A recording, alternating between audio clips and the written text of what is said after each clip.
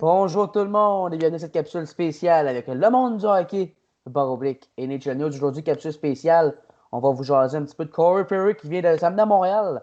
Marc Bergevin lui a fait consentir un contrat d'une saison à 750 000. Je suis accompagné de William Bourget, Christophe Gagné pour jaser de ça. Salut les boys, comment ça va? Ça va bien, toi? Ça va bien, toi? Ah oui, ça va bien, merci. Quoi de mieux pour Marc Bergevin que d'acquérir un gars d'expérience? On en avait déjà avec Michael Frolic la semaine passée, mais là, on en ajoute encore. Là, avant de commencer de parler de Corey Perry, je vais vous demander, les gars, inévitablement, il y en a un qui va devoir partir dans le Canadien. Là, je veux dire, on est au-dessus de la masse salariale présentement. On parle de profondeur, c'est bon de m'avoir, mais là, je pense qu'on a même un petit peu trop. Donc, inévitablement, il y a un gars de troisième ou quatrième trio qui va devoir quitter. Et non, ce ne sera pas Frolic ni Perry, ils viennent de s'amener à Montréal, puis ils sont là pour la saison. Ça, on le sait. Will, de ton côté, qui tu penses qui pourrait justement quitter le Canadien là, via soit là, un échange ou le balotage même? Ben, ma réponse ne change pas des dernières semaines. Je pense que ça va être encore Paul Byron. C'est quand même un contrat de 3,4 millions pour encore 3 ans. C'est un gros contrat quand même encore sur la masse salariale du Canadien. Je pense qu'en libérant cet argent-là, je pense pas qu'on est allé chercher Frolic et Perry pour rien. Pour de la profondeur, c'est des bonnes acquisitions. Ils n'ont pas coûté cher non plus.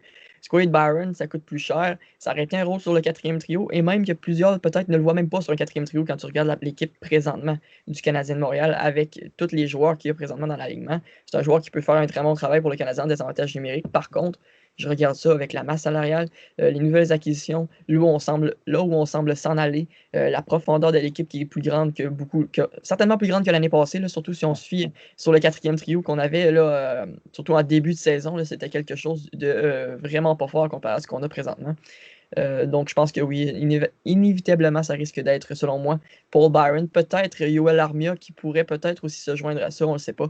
Mais je pense que la réponse reste Paul Byron. Puis Christo, de ton côté, est-ce que tu tournes également vers Paul Byron ou Yael Armia? Peut-être même un Arturi Lekonen, je ne sais pas ce que tu en penses. Bon, Lekonen, on a tout le temps des avantages numériques. C'est un gars qui a une belle ardeur au travail, si on va se le dire. Mais il ne marque pas souvent. De quel côté de Bergevin pourrait se pencher? Puis en même temps, ce que je veux te demander par rapport à ça, est-ce que ça peut enlever un poste, par exemple, à un Jake Evans sur un quatrième trio, un jeune qui veut pousser? Comment tu vois ça, là, l'avenue de certains vétérans? Ben, moi, je pense que, comme Will l'a dit, le Paul Byron va quitter. Là, il y a un énorme contrat là, pour le joueur qu'il est. On parle d'un gars de quatrième trio, peut-être même plus sur l'alignement de départ là, à cause des Ouais. décisions, justement. Mais moi, je pense que ouais, ça va repousser un peu l'entrée en scène de Jake Evans, justement parce qu'il a amené plein de vétérans pour 1 an, mais je pense pas que ça va la repousser de 5 ans, étant donné justement les petites Ouais. signatures d'1 an par-ci par-là. Fait que je pense que ça sera pas cette année, mais l'année prochaine, peut-être là, que Jake Evans va faire son entrée là, officielle dans la ligue, là, selon moi. C'est de valeur pour Paul Byron parce que c'est un gars qui a déjà marqué 20 buts. Puis quand il marquait 20 buts, c'est deux ou trois saisons, si je ne me trompe pas, là, de suite avec 20 buts. Puis là, il justifiait son salaire. Mais c'est plus le cas. Hein. Depuis qu'il y a eu une bataille là, avec Mackenzie Weegar, si je ne me trompe pas, qui s'est fait mettre KO, là, on va se le dire, ben, c'est plus le même joueur. C'est la réalité des choses. C'est pas un gros bonhomme, Byron. Puis c'est vraiment plus le même joueur. Là, Marc Bergevin d'aller chercher des gagnants de la Coupe Stanley également. Là. Jake Allen, Joel Edmondson avec Saint-Louis, les deux.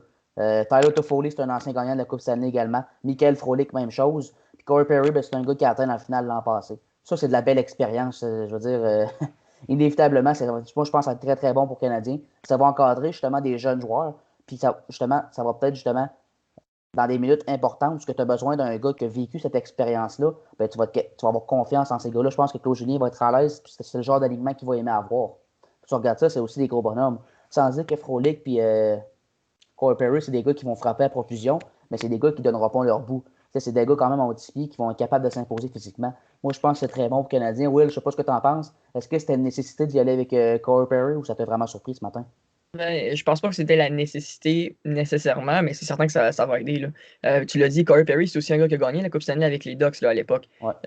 Fait que c'est de l'expérience qu'on est allé chercher du côté du Canadien, c'est quelque chose de très bon. On va être dans une division canadienne qui, normalement, le Canadien devrait être capable de ressortir du lot un peu. Là. Je dis pas première position là, de la division, non, mais je dis qu'on va pouvoir se battre puis on va pouvoir bien compétitionner avec des équipes. On est allé chercher de la bonne profondeur, autant défensivement qu'offensivement, de l'expérience, des joueurs qui vont pouvoir t'emmener à gagner, une petite philosophie gagnante. Et là, mais maintenant, je sais que James, tu n'allais pas en parler peut-être, mais Claude Julien a besoin de gagner parce que maintenant, il a l'alignement pour faire. Ben, parlons-en. Oui, Claude Julien a besoin de gagner. Puis Marc Bergevin. Écoute, si le Canadien ne fait pas les séries, moi, je pense que c'est malheureusement les deux qui vont quitter. Là. Mais il faut dire que pour le moment, Bergevin fait son travail. Puis il veut rentrer en série. Puis pour juste rentrer, il veut performer rentrer en série. Parce qu'une fois en série, il n'arrête pas de le dire année après année, lui, que si tu te rends en série, ben, tout peut arriver. Lui, il va y croire.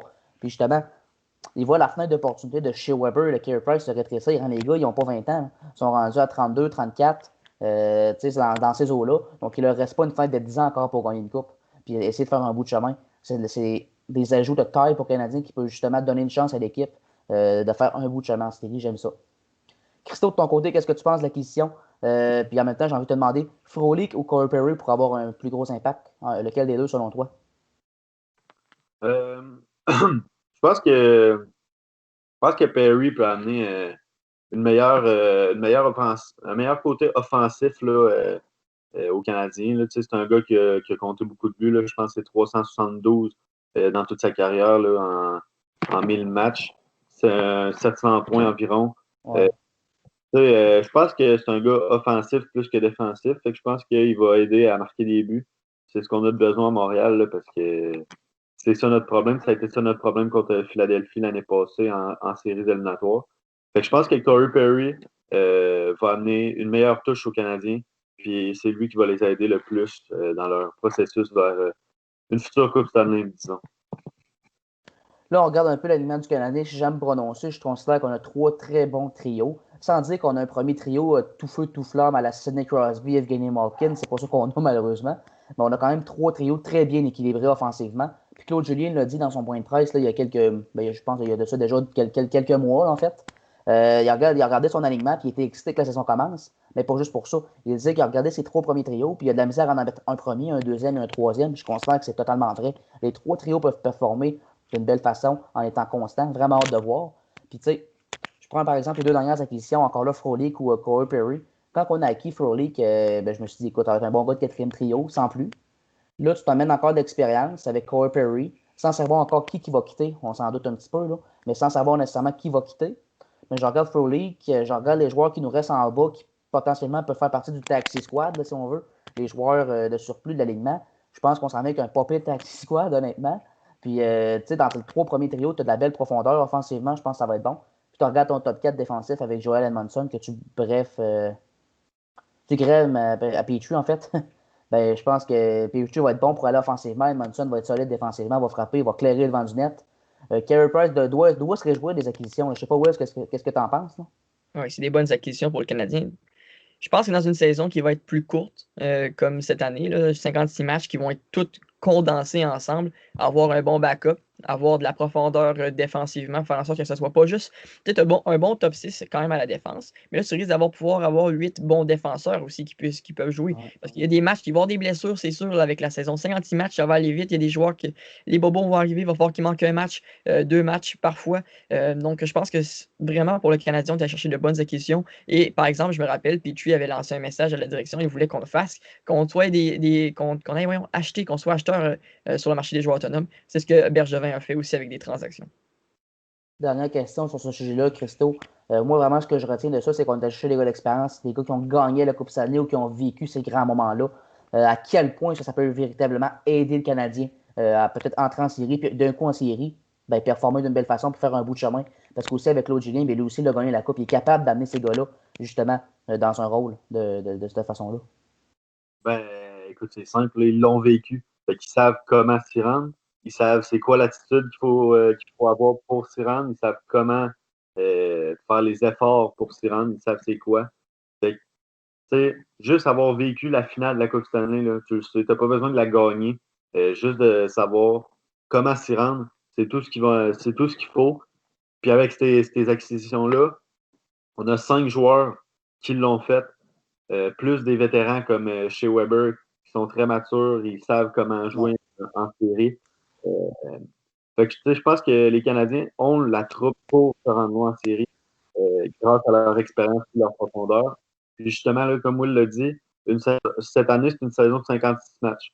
Fait que je pense que Marc Bergevin est justement allé chercher toute cette profondeur-là pour cette saison-là. D'après moi, il mise gros sur la saison à venir. Ouais. Vu qu'il les a signés juste pour un an, là, d'après moi, ils vont signer juste pour cette année. Puis après ça, ils vont partir parce que, justement, c'est 56 matchs. Donc, lors des matchs, ça va être important là, de donner du repos aux premières et deuxième lignes. Là, fait qu'en ayant une bonne troisième ligne, ça va clairement les aider. Puis Will, justement, ça m'amène sur un point. Les Maple Leafs de Toronto, on a souvent critiqué leur niveau de caractère dans ce vestiaire-là, leur niveau de leadership. Parce qu'en saison, ils gagnaient, puis en série, ils n'étaient pas capables de franchir la première ronde. Là, on a amené un Wayne Simmons, un Jumbo Joe Thornton.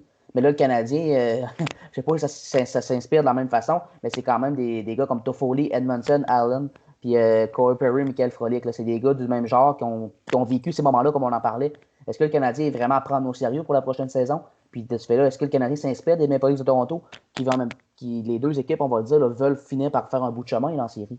Ben, moi, je dirais plus qu'on s'inspire du Lightning de Tampa Bay l'année passée. Quand on est allé chercher les Coleman, les Goodrow, les Maroon, avec les Killers qui étaient déjà là, Pocket qui était déjà là, juste pour justement avoir une équipe avec plus de caractère qui est rendue en séries éliminatoires, ça ne va pas surprendre. On est capable de jouer dans les coins, on se brasser, peu importe. Là, on a l'attitude, puis on a aussi des joueurs qui étaient rendus loin, puis qui peuvent gagner la Coupe Stanley. Maroon, entre autres, Goodrow qui avait déjà vécu la finale de la Coupe Stanley. Donc, c'est des joueurs, puis je pense que c'est un modèle que le Lightning a fait, puis que toutes les équipes semblent vouloir suivre. Les Maple Leafs en premier. Je pense que oui, tu l'as dit, James, le Canadien est à prendre au sérieux avec cette profondeur-là, mais encore là, on ne sait pas ce qui va arriver. C'est tellement le futur pour nous autres, surtout avec la Ligue nationale de hockey, c'est imprévisible. Tu ne sais pas avec les cas de COVID qu'est-ce qui va arriver. Il y a des équipes que ça va être plus difficile. On l'a vu dans la NFL, on l'a vu dans la MLB. Si tu ne vas pas dans une bulle, ben, il risque d'y avoir malheureusement des cas de COVID qui rentrent. Il va y avoir des difficultés pour certaines équipes, pour certaines moins. Mais je pense que si tu fais juste penser à présentement sur papier, le Canadien, oui, est une bonne équipe qui devrait normalement là, pouvoir se faire une place en tant que 4 meilleures équipes de cette division pour faire les séries éliminatoires, oui. Excellent. On se transporte maintenant samedi soir, les boys. Pierre Dorion, directeur général des Sénateurs d'Ottawa, ben, il est allé chercher encore là de l'attaque, des joueurs de profondeur, du leadership également.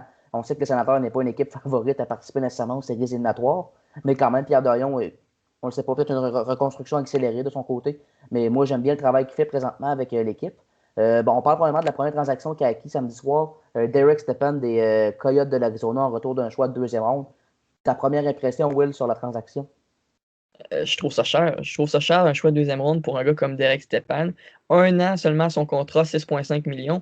Ça me surprendrait déjà que les Sénateurs le re-signent là, après la saison, là, vu le fait que c'est pas un gars qui nécessairement est ce qu'il était avec les Rangers de New York ou à sa première ou ses premières saisons avec les Coyotes de l'Arizona où il faisait encore un bon travail comme c'était le premier centre de cette équipe-là. C'est plus le même Derek Stepan. C'est un gars qui va amener de l'expérience aux jeunes joueurs de centre de cette équipe-là, les Colin White, Logan Brown, Josh Norris qui arrivent, là, etc. C'est certain que cette équipe, les Sénateurs, je pense qu'on voulait aller chercher de l'expérience, c'est sûr. On l'a beaucoup jugé, cette équipe, puis critiqué le fait qu'on laisse partir les Anderson, on laisse partir les Borowiecki, on laisse partir les vétérans, Ron Hainsey par exemple, au marché des joueurs autonomes, puis que, c'est qui va encadrer ces jeunes-là? On était rendu avec une jeune équipe de jeunes loups, pas vraiment d'expérience. Là, on va chercher Matt Murray, on va chercher un gars comme Braden Coburn et Pocket, qu'on va parler tantôt de la transaction avec le Lightning, chercher Derek Stepan, tu mets de l'expérience à cette équipe-là, et là, tu vois que c'est une équipe qui essaie de s'encadrer un peu plus, sauf qu'un choix de deuxième ronde, à première impression, je trouve que c'est un peu cher c'est un peu cher payé pour Derek Stepan. Christophe, c'est-tu cher payé selon toi? Oui, tu sais, c'est un gars de profondeur comme, mettons, des Michael Frolik ou Tyler Toffoli avec les Canadiens. Là, fait que, je pense que, honnêtement, il est très cher payé, puis les Sénateurs ont donné beaucoup pour avoir lui. Mais je pense que les Sénateurs essaient de recréer ce que le Canadien puis les Maple Leafs sont en train de faire en allant acquérir des joueurs avec de l'expérience en Cédric Paul et Derek Stepan. Donc, tu sais, je pense que c'est tout ce qu'ils essayent de faire, puis ils vont donner tout pour participer cette année, là, c'est certain. En même temps, c'est entre nous, on se le dit que les Sénateurs, on ne pense pas qu'ils vont faire les séries, mais dans le vestiaire et dans l'état-major des Sénateurs, eux se doivent d'y croire. La saison n'a même pas commencé. Ils se doivent d'y croire. Là. Tu commences la saison avec 5-6 victoires collées, là, puis qui sait? Tu peux créer une surprise par la suite. Donc, tu sais, jamais les mouvements de Pierre Dorion. Il a quand même été chercher du talent offensif également cet été. Ben, pas cet été, mais après les séries éliminatoires, en fait. C'est Evgeny Dadonov, Alex Galchenyuk. Là, c'est Derek Stepan. Stepan, c'est pas la production qu'il était capable d'amener. Mais Pierre Dorion l'a justifié comme une acquisition importante sur les unités spéciales, surtout. Donc, est-ce qu'il va y avoir de l'avantage numérique, du désavantage numérique? Ben, si on se fie à ce que Pierre Dorion a dit et l'utilisation que DJ Smith devrait en faire, Ben, il faut croire que oui. Donc, Will, on parle de Rick Stepan, on le voit surtout un troisième, un quatrième trio, mais est-ce qu'il serait, d'après toi, est-ce qu'il peut se relancer à Ottawa avec une équipe un petit peu moindre, puis essayer justement de produire plus? Se relancer, c'est difficile parce que c'est un joueur qui, malheureusement, c'est à cause qu'il est rendu un peu plus vieux. Puis avec les Sénateurs, ça va être difficile de se relancer avec les Sénateurs vu le fait qu'il n'y a pas autant de talent que dans des équipes comme par exemple les Maple Leafs. À Toronto, si tu me disais que Toronto est allé chercher pour un choix de deuxième ronde, il va jouer sur un troisième trio avec de bons alliés. Là. À Toronto, on sait que tu as ça, tu pourrais jouer avec d'excellents joueurs, par exemple. OK, là, je pourrais dire. Sauf qu'avec les Sénateurs, ça va être différent. Tu vas jouer avec des jeunes loups, ça va être toi qui vas devoir les encadrer. C'est certain que ce rôle de vétéran-là, il va le prendre, puis je pense qu'il l'a fait avec les Coyotes dans les dernières années. Il l'a bien fait aussi, son rôle de vétéran. Sauf que se relancer, avoir une saison offensive encore meilleure, ça, j'en doute malheureusement.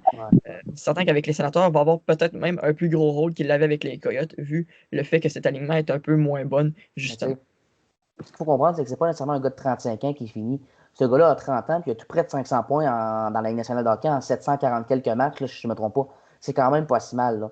Je veux dire, surtout que lui, tout dépendant de l'utilisation qu'on en fait encore là, on n'est pas trop au courant. On s'attend à un joueur de profondeur, mais qui pourrait avoir du temps sur une unité spéciale. Mais s'il connaît un bon début de saison, puis que DJ Smith voit que c'est une pièce importante de l'équipe, ben, il va lui donner du temps offensif, puis s'il est capable de produire, tu sais pas ce qui peut se passer. Moi, je pense que c'est une bonne prise pour lui. Je veux qu'il profite de cette occasion-là pour se relancer. Mais écoute, son 6,5 millions, c'est cher. Ça, c'est très, très cher. On n'a pas le choix de le dire ainsi. Vous avez glissé un mot sur Cédric Paquette, Burden Coburn, les gars. Will, je veux que tu nous ajoutes un petit peu de cette transaction-là. Qu'est-ce que tu en penses? Puis justement, me donner les détails. Là, parce que c'est quand même pas si simple que ça à comprendre. Il y a Anders Nelson et Marianne Gaborik à impliquer là-dedans. Puis c'est Gaborik, ça fait 3 ans qu'on n'entend plus parler. Là. Ouais, ben, dans le fond, Tampa Bay a été très imaginatif pour se trouver de la place sur la masse salariale. On sait qu'il y a beaucoup de problèmes. Là. Même avec juste le fait que tu mets le contrat de Kucherov sur les blessés à long terme, je pense que le Lightning aurait été correct avec la masse salariale. Par contre, on veut s'assurer d'en avoir encore plus de place pour les prochaines années aussi. Le Marianne Gaborik, qui ne joue pas depuis quelques années, justement, blessé à long terme, même s'il a pris sa retraite, c'est blessé à long terme, vu le fait qu'il a dû terminer sa carrière pour ça. Anders Nilsson ne jouera pas pour la saison. Je pense que c'était un contrat d'1 an, si je ne me trompe pas, pour Nilsson. Donc là, tu as quelque chose de. Tu trouves la façon de faire en sorte que tu sauves de la masse salariale sans devoir échanger des gars comme Tyler Johnson, Alex Killorn, qui sont des joueurs qui sont importants pour toi pour essayer de faire le doublé, là, gagner la Coupe Stanley encore une fois l'année prochaine. On sait qu'à sans Kucherov aussi, c'est des joueurs qui offensivement risquent d'avoir plus de temps de jeu aussi.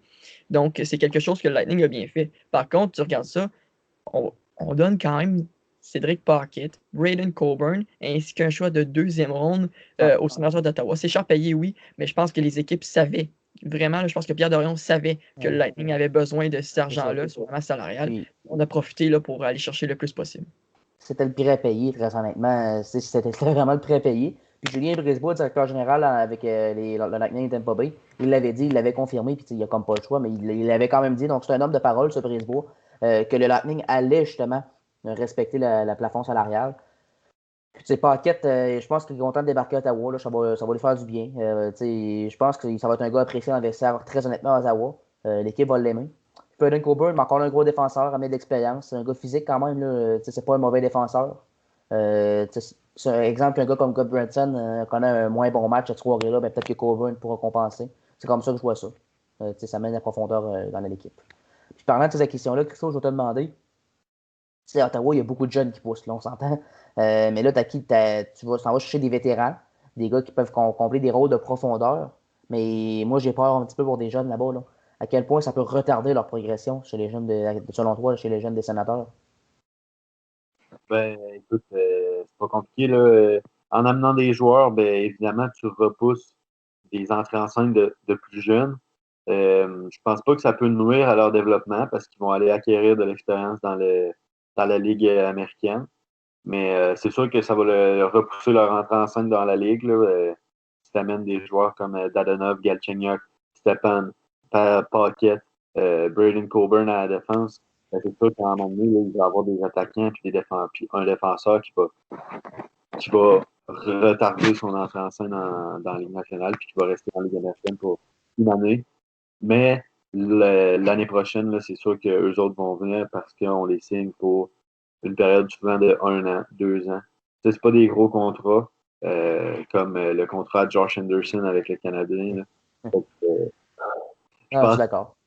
Je pense que oui, ça va les retarder un petit peu, mais rien de gros pour les empêcher de jouer dans la Ligue nationale un jour. Là. Fait ils vont juste aller se développer un peu plus dans la Ligue américaine. Puis, mais que ça soit le temps qu'ils montent dans la Ligue nationale, ben, ils vont être prêts, puis ils vont être peut-être déjà dominants, là, mais qui montent dans la Ligue. Justement, Will, juste continuer sur le sujet, il y en a beaucoup de jeunes qui ont été bons là, à Belleville, dans le club école là, des Sénateurs. Quel joueur aurait été prêt à faire le saut qui, selon toi, tu es peut-être un petit peu inquiet pour qu'il ne fasse pas le saut finalement? Parce que il y en a quelques-uns. Qu'il ne fasse pas le saut, je pense que Josh Norris ça a été le meilleur joueur pour les Sénateurs de Belleville l'année passée. Là. Il a joué quelques matchs avec les Sénateurs d'Ottawa aussi. Je m'attendais avant le début de la saison qu'il ait une place là, avec les Sénateurs d'Ottawa sans surprise non plus. Là. Il a été l'un des meilleurs joueurs de la Ligue américaine complètement. Là. Il a dominé. Je pense qu'il n'a plus rien à prouver dans la Ligue américaine. Il méritait son spot, je pense, avec les Sénateurs d'Ottawa. Malheureusement, avec les acquisitions, comme on l'a dit, offensives qui sont assez nombreuses chez les Sénateurs d'Ottawa, malheureusement, je pense que pour lui, il va falloir une année de plus, malheureusement, dans la Ligue américaine. C'est un des joueurs qui risque de malheureusement payer le prix de ces acquisitions-là. Mais pour lui, là, tu le vois que son développement peut continuer encore. Il va encore s'améliorer dans la Ligue américaine, il n'y a aucun doute là-dessus. Mais je pense qu'avec les Sénateurs d'Ottawa, sur un rôle peut-être de troisième trio, avec des meilleurs joueurs, tu t'améliores tout le temps avec des meilleurs joueurs, des joueurs qui sont meilleurs que toi. Mais du coup, Josh Norris s'est rendu le meilleur joueur justement dans la Ligue américaine chez les Sénateurs de Belleville. Donc là, c'est peut-être juste là, ça un petit peu le petit astérix. Mais les Sénateurs vont quand même s'en sortir. Je pense que pour un an, cette année, avec une saison qui est très condensée aussi, les joueurs n'ont pas vraiment beaucoup de temps de se développer. Pendant que dans la Ligue américaine, ça risque d'être un peu plus facile de le faire par contre. Exactement, vraiment, ce que je retiens à ce niveau-là, c'est que ça va amener du leadership et de l'expérience dans le vestiaire. On parlait déjà d'un Brady Tkachuk et d'un Thomas Chabot, que c'était peut-être deux candidats potentiels à être capitaine. Oui, si je suis d'accord, mais ça ne sera pas cette année. Puis c'est des deux gars qu'on voyait déjà comme des jeunes vétérans, puis ça fait juste 3-4 ans qu'ils sont dans la Ligue. Donc à ce niveau-là, ça va aider. Puis l'avenue de Dadonov, va certainement aider au plan offensif. Là, il va être capable de marquer des buts. C'est un gars qui en a marqué 30 dans les dernières années en Floride. Super. D'autres choses à rajouter sur ce sujet-là, les boys? Non. Cool. On va passer à Mike Hoffman maintenant. Mike Hoffman, qui on le sait, a reçu un essai professionnel, un contrat d'essai professionnel avec les Blues de Saint-Louis. Will, je veux que tu me donnes les détails là-dessus, parce qu'encore là, c'est pas si simple à comprendre. Oui, c'est un essai professionnel, mais au joueur qu'il est, au talent offensif qu'il a, il va se dénicher un poste assez rapidement. Explique-nous la situation un petit peu de Mike Hoffman et des Blues de Saint-Louis.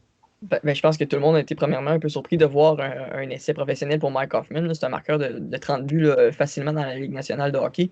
Il l'a fait les dernières saisons avec les Panthers de la Floride. Sauf que c'est plus compliqué parce que les Blues, présentement, n'ont pas l'argent de le signer. Lorsque la saison va commencer, Tarasenko et Alexander Steen vont tous aller sur les blessés à long terme, ce qui va faire en sorte de pouvoir libérer assez d'argent pour pouvoir signer Mike Hoffman. Le contrat doit déjà être signé, sauf qu'il va sûrement être officialisé justement là, à l'entrée, je pense, de la saison là, avec les Blues de Saint-Louis. C'est juste afin de s'assurer que Hoffman reste avec l'équipe, qu'il n'ait pas signé ailleurs parce qu'il voit une meilleure offre, par exemple. Puis Christo, Will en parlait, Vladimir Tarasenko, un excellent franc-tireur pour les Blues de Saint-Louis, va être placé sur la liste des blessés à long terme. Moi, je veux savoir à quel point, justement, la vue de Mike Hoffman peut être bénéfique pour les Blues. Mike Hoffman qui va marquer des buts, puis que, tu sais, par certains moments, c'est un joueur qui a l'impression qu'il va s'enfler la tête, puis que, il va voir plus gros, puis qu'il va faire sa petite vedette. Mais avec un vestiaire comme Ryan O'Reilly en leader principal, qui a été nommé capitaine, justement, je pense que c'est un bon fit qui peut s'amener. Ouais, c'est ça, j'en parlais dans mon article là, hier. Avec l'absence de Tarasenko puis de Steen, les Blues ont besoin de marqueurs. Là. Ils ont besoin de compter des buts. Oui, O'Reilly est là, mais c'est pas lui qui va marquer 30-35 buts par saison. Fait que je pense qu'en allant chercher Mike Hoffman à naturel, je pense que les Blues s'améliorent sur le plan offensif avec lui. Puis je pense qu'il peut amener de grandes choses aux Blues pour les mener vers les séries. Là. Je pense que l'année passée, ils ont un peu manqué de ça avec l'absence de Tarasenko, justement. Mais je pense qu'avec Mike Hoffman, ils sont en business pour se rendre en série. Ouais. Ce qu'il faut comprendre, comme Will nous le disait, c'est qu'il faut s'attendre à voir Mike Hoffman justement évoluer pour les Blues. Même si c'est un essai professionnel, d'après moi, il y a déjà des packs de conclus dans son cas. Puis si c'est pas conclu, ça va se faire dans les prochains jours parce que au talent qu'il a, c'est impossible qu'il n'y ait pas mieux qu'une offre d'essai professionnel, on s'entend. Puis parlant d'essai professionnel, juste glisser un mot en terminant, le vétéran gardien de but Craig Anderson a aussi un essai professionnel avec les Caps. de Washington. Situation un petit peu triste de ce côté-là avec Henrik Lundqvist, on se le rappellera. Problème cardiaque, renonce à la saison, sera placé sur la liste des blessés à long terme. Donc, ça permettait à l'équipe d'amener un gardien de but. Et on a décidé de se tourner vers Craig Anderson, l'ancien des Sens. Donc, en essai professionnel, pour probablement épauler le jeune Ilya Samsonov là, devant la cage des Caps. C'est ce qu'il faut comprendre, c'est qu'Henderson va être un bon vétéran. Là, moi, ce que je considère, c'est que lorsqu'il aura à gauler sa part de match, ben, il va être capable de performer d'une belle façon. Là. Ça, pour moi, c'est clair. Les gars, en terminant, je veux savoir si vous avez quelque chose à rajouter. Moi, ça fait le tour. On a parlé des Canadiens, des Sénateurs, de Hoffman. C'est pas mal dans la ligne nationale ce qui se passe présentement. D'autres choses à ajouter? Non. Je pense que Christo est buggy. Je sais pas ce qui se passe. Will, Christo, merci d'avoir été là. Puis, en terminant, là, je rappelle que le championnat mondial de hockey junior à couvrir. Là. Donc, mesdames et messieurs, restez à l'affût sur la page Le Monde du hockey, /NHL News, autant sur Twitter, YouTube, Facebook. On est là sur toutes nos plateformes, notre site web qui est maintenant justement lancé. Donc, restez à l'affût. On vous couvre ça beaucoup. Donc, merci tout le monde, puis on se reparle très bientôt.